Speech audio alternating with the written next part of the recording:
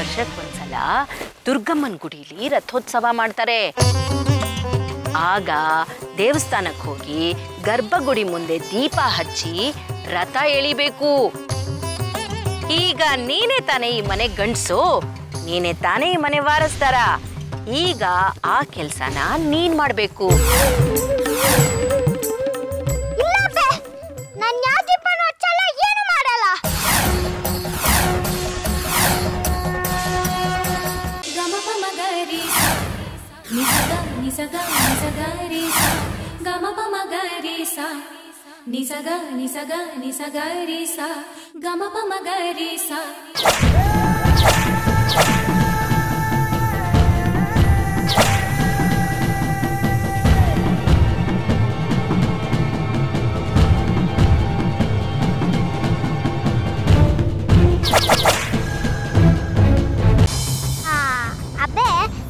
ನಾನೊಂದು ಪ್ರಶ್ನೆ ಕೇಳ್ತೀನಿ, ಉತ್ತರ ಕೊಡ್ತೀರಾ? ಅದೇನು ಕೇಳು, ನಿನಗಿಲ್ಲ ಅಂತೀನಾ? ಅಬ್ಬೆ, ನಾನು ಹುಡುಗ ಆಗೋ ಬದಲು ಹುಡುಗಿ ಆಗಿದ್ರೆ ಏನ್ ಮಾಡ್ತಿದ್ರಿ? ಏನೋ ದೇವ್ರ ದಯೆ, ನಿಮ್ಮಮ್ಮ 3ನೇ ಮಗುನ ಗಂಡಾಗೆ ಹೆತ್ಕೊಟ್ಲು, ನಮ್ಮ ವಂಶ ಉಳಿತು. ಒಂದು ವೇಳೆ ನೀನೇನಾದ್ರೂ ಹೆಣ್ಣಾಗಿ ಹುಟ್ಟಿದಿದ್ರೆ ನೀನ್ ಬದುಕಿರ್ತಿರ್ಲಿಲ್ಲ.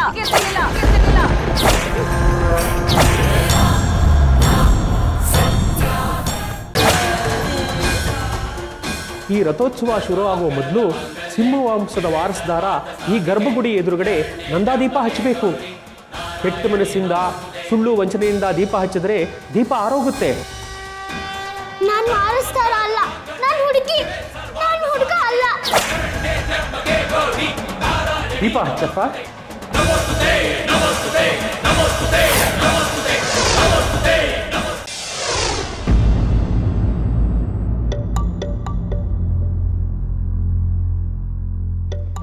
ಅಕ್ಕ, ಈಗ ಹೇಗಿದ್ಯಾ? ಅದೇನಿಲ್ಲ ಒಬ್ಳೆ ನಿಂತ್ಕೊಂಡು ಯೋಚನೆ ಮಾಡ್ತಿದ್ಯಾ? ಅಲ್ಲೆಲ್ಲ ಹುಡುಕ್ತಾ ಇದ್ದೆ ನಿನ್ನ. ಹೇಗಿದ್ರೆ ಏನು ಶಶಿ, ಇಷ್ಟು ದಿನ ಮನುಷ್ಯರ ಹತ್ರ ಸುಳ್ಳು ಹೇಳಿ ಅನುಭವಿಸಿದ್ದಾಯ್ತು. ಈಗ ಆ ದೇವರಿಗೆ ಸುಳ್ಳು ಹೇಳಿ ಬದುಕೋದುಂಟ? ಮನುಷ್ಯರ ಹತ್ರ ಸುಳ್ಳು ಹೇಳಿದಾಗ ಆ ದೇವ್ರು ಕಾಪಾಡ್ತಾನೆ ಅನ್ನೋ ಧೈರ್ಯ ಇತ್ತು. ಇವತ್ತು ಮನು ವಾರಸ್ದಾರ ಆಗಿ ದೇವ್ರ ಮುಂದೆ ದೀಪ ಹಚ್ಚಬೇಕು. ಅವನು ಹುಡುಗಿ ಅನ್ನೋ ವಿಷಯ ಯಾರಿಗೂ ಗೊತ್ತಿಲ್ಲ, ಆದ್ರೆ ಆ ದೇವ್ರಿಗೆ ಗೊತ್ತಿರಲ್ವಾ ಹೇಳು? ಇನ್ನು ಆ ದೇವ್ರು ಕೊಡೋ ಶಿಕ್ಷೆನ ಎಷ್ಟು ಅನುಭವಿಸ್ಬೇಕೋ ಏನೋ. ಅಕ್ಕ, ಈ ಗಂಡು ಹೆಣ್ಣು ಎಲ್ಲ ನಾವು ಮಾಡ್ಕೊಂಡಿರೋದು. ಗಂಡು ಮೇಲೆ ಹೆಣ್ಣು ಕೆಳಗಡೆ, ಹೆಣ್ಮಕ್ಳು ಪೂಜೆ ಮಾಡಬಾರ್ದು, ಹೆಣ್ಮಕ್ಳು ಗರ್ಭಗುಡಿ ಒಳಗೆ ಹೋಗ್ಬಾರ್ದು, ಇದನ್ನೆಲ್ಲ ಗಂಡಸು ಸೃಷ್ಟಿ ಮಾಡಿರೋದು. ದೇವರು ಗಂಡು ಹೆಣ್ಣು ಅಂತ ಸಮಾನವಾಗಿ ಸೃಷ್ಟಿ ಮಾಡಿರ್ತಾನೆ, ಭೇದ ಭಾವ ಮಾಡೋದು ನಾನೇ.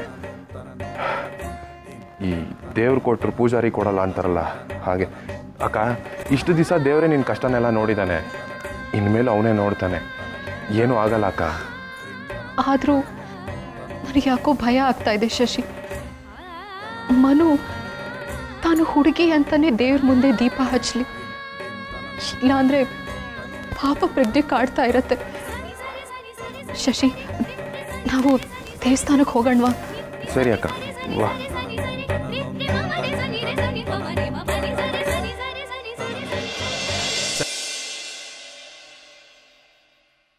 ವಾರಸ್ದಾರ ಬಿಟ್ಟು ಬೇರೆ ಯಾರೂ ಹಚ್ಚೋ ಹಾಗಿಲ್ಲ.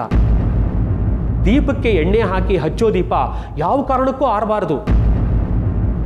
ಕೆಟ್ಟ ಮನಸ್ಸಿಂದ ಸುಳ್ಳು ವಂಚನೆಯಿಂದ ದೀಪ ಹಚ್ಚಿದ್ರೆ ದೀಪ ಆರೋಗುತ್ತೆ.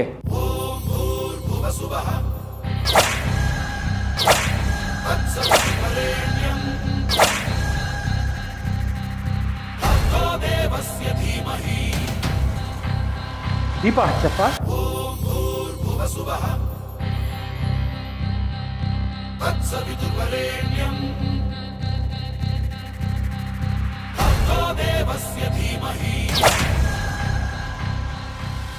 ಹೌದು, ನೀನು ಹುಡುಗಿಯಾಗಿ ಹುಡುಗರ ಬಟ್ಟೆ ಯಾಕೆ ಹಾಕೊಂಡಿದ್ಯಾ?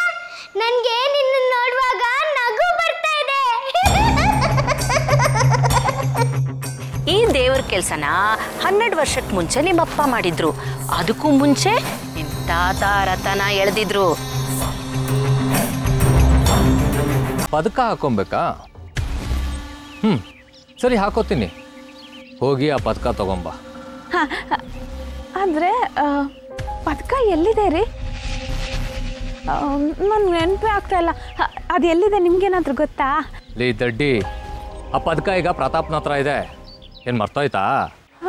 ಹೌದಾ? ಅಯ್ಯಯ್ಯೋ, ನಾನೇನು ಮರ್ತಿಲ್ಲಪ್ಪ. ನಿಮಗೆ ನೆನಪಿದೆಯೇನೋ ಅಂತ ಕೇಳಿದೆ. ಪರವಾಗಿಲ್ಲ ರೀ, ನಿಮಗೂ ನೆನಪಿದೆ. ನೋಡ, ನಿನಗೀಗಲೇ ಹೇಳ್ತಾ ಇದ್ದೀನಿ, ಏನಾದರೂ ಮಾಡಿ ಆ ಕೆಲಸಕ್ಕೆ ಕಲ್ಲು ಹಾಕೋದ್ಯೋ ನೀನು ಹುಟ್ಟಲಿಲ್ಲ ಅನ್ನಿಸ್ಬಿಡ್ತೀನಿ. ಆ ಪದಕನ ಪ್ರತಾಪ ಹಾಕ್ಕೊಂಡಿರೋದನ್ನ ಎಲ್ಲರೂ ನೋಡಬೇಕು, ಎಲ್ರಿಗಿಂತ ಹೆಚ್ಚಾಗಿ ಅಬ್ಬೆ ನೋಡಬೇಕು. ಅವಾಗ್ಲೇ ಅದಕ್ಕೆ ಈ ಮನೆಯಿಂದ ಹೊರಗೋಗೋದಕ್ಕೆ ಸಾಧ್ಯ.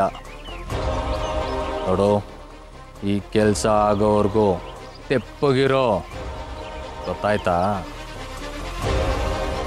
ಏನು ಮಾಡ್ತೀಯ ಹೇಳು?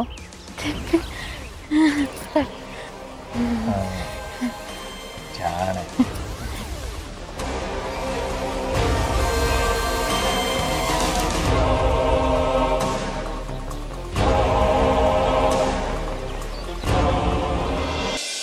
ಬಾನಿ,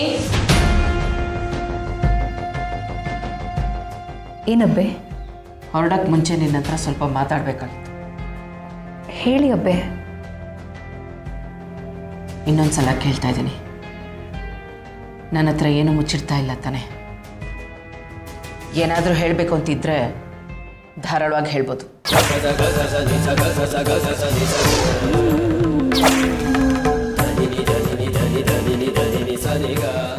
ಇಲ್ಲ ಅಬ್ಬೆ, ಯಾಕೆ ಕೇಳ್ತಾ ಇದ್ದೀರಾ? ಇವತ್ತು ಬೆಳಗ್ಗೆಯಿಂದ ಯಾಕೋ ಧರ್ಮ ತುಂಬ ನೆನಪಾಗ್ತಾ ಇದೆ. ಪ್ರತಾಪ,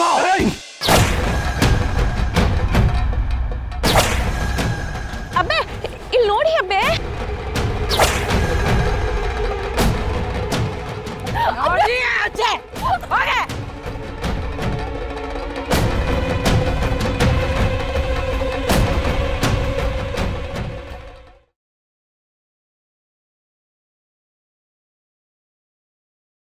ಮಾವ, ಮಂಡ್ಯದಾಗೆ ಏನೋ ಪ್ರಾಬ್ಲಮ್ ಆಗೈತಂತೆ, ಅದಕ್ಕೆ ಅತ್ತೆ ಮಾವ ವಾಪಸ್ ಹೋಗ್ಬೇಕಂತೆ.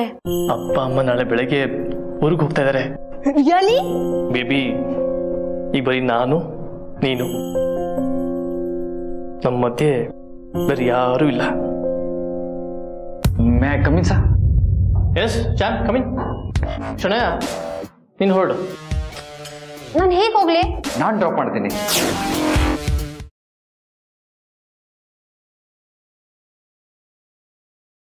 ಏನು ಹೇಳ್ತಾ ಇದ್ದೀರಿ ಮೇಡಮ್ ನೀವು? ನನ್ನ ಮಗಳು 5 ದಿವಸದಿಂದ ಅವಳು ಗಂಡನ ಮನೇಲಿಲ್ವಾ? ಹೌದು ಸರ್. ದುಡ್ಡಿನ ಆಸೆಗೆ ಅವನೇ ನನ್ನ ಮಗಳನ್ನೇನೋ ಮಾಡಿರ್ಬೇಕು.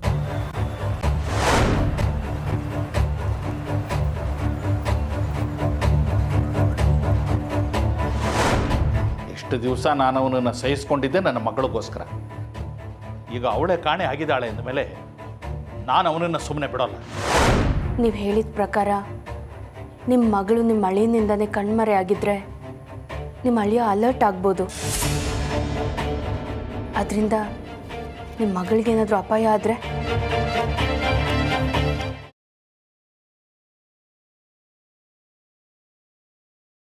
ನಡೆಯೋ ಕಾಲು ಎಡುವುದು ಸಹಜ ಅಲ್ವಾ? ಹಾಗೆ ಇದು, ಅವಳಿಗೇನೂ ಆಗೋದಿಲ್ಲ, ನೀವು ಧೈರ್ಯವಾಗಿರಿ. ನಮ್ಮ ಜಾಜಿಗೆ ಏನೂ ಆಗಲ್ಲ, ಏನೂ ಆಗಲ್ಲ. ಅವಳು ಸುಖವಾಗಿರ್ತಾಳೆ, 100 ಕಾಲ ಬಾಳ್ತಾಳೆ.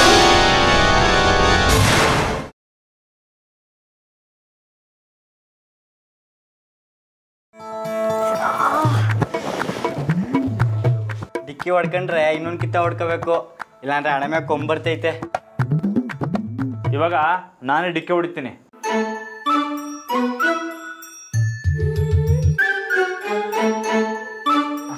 ಇವಾಗ ನಾಡಮೆ ಹೊಡಿತಾರೆ.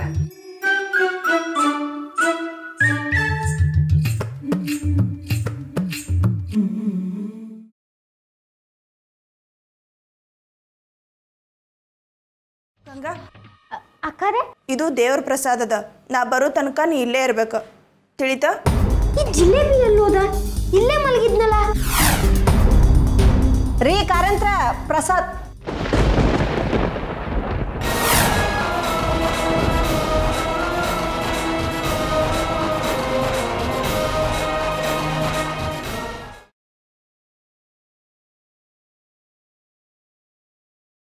ನಾನು ನಿಮ್ಮ ಮಗಳನ್ನ ಬಿಟ್ಟು ಹೋಗ್ತಾ ಇರ್ತೀನಿ ಅಷ್ಟೇ.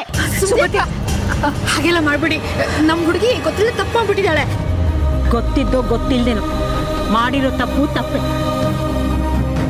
ನಿಮ್ಮ ಅಪ್ಪನಿಗೆ ತಕ್ಕನಾದ ಮಗಳೇನೆ ನೀನು. ಅವ್ರು ಬದುಕಿರೋವರೆಗೂ ಯಾರೊಬ್ರು ನಮ್ಮ ಕಡೆ ಬೆಟ್ಟು ಮಾಡಿ ತೋರಿಸ್ತಿರ್ಲಿಲ್ಲ. ಮದುವೆ ಆಗೋ 3 ದಿವಸಕ್ಕೆ ನಾವ್ ಇಂಥ ಮಾತೆಲ್ಲ ಕೇಳೋ ಅಂತ ತಂದ್ಬಿಟ್ಟಲ್ಲ.